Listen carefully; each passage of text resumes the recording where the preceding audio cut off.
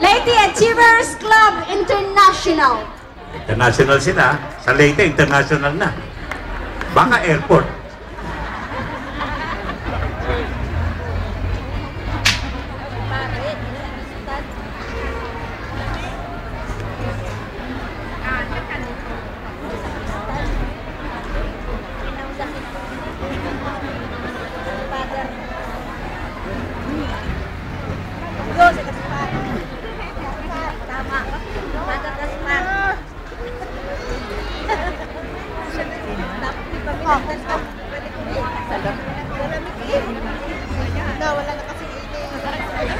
When Ferdinand Magellan claimed the Philippine Islands for the Spanish crown in 1952, not only did he implemented the conquest by the way of sword, but also the cross. It was in Cebu where they planted the seed of Christianity when they baptized to the faith the leader of the island, Raha Humabon, and his queen, whom named Juana. As a token of this momentous event, Magellan presented Queen Juana with a small statue of the infant Jesus, or the Santo Niño. Magellan and his men eventually were vanquished by the resisting natives in neighboring Mactan Island, where he died after the skirmish with the men of Lapu-Lapu. A generation later, when Spain ordered another expedition led by Legazpi, they did not hold their caution down. They bombarded Cebu and the nearby island of Mactan, where the natives fled in fright. It was in the ruins of Cebu that they discovered the image of Santo Niño, particularly unscathed under the burnt of what was the house of the ruling Dato. The Spanish friars and soldiers, together with the surrendering natives, carried the image of triumphant procession to the very first chapel they built to the house of the miraculous image. From that day on, the people of Cebu has venerated the image of Santo Niño as one who protects them in dangers and calamities. Every Friday, people come in droves to attend the services and in supplication and thanksgiving. They dance the sinulog, colorful costumes, to the beat of the drum. They move 2 steps forward and 1 step backward, consisting the water current sulog, that was sinulog, was started. As they venerated the image, as in the unison, they shout, "Pit Señor! Viva Señor Santo Niño!"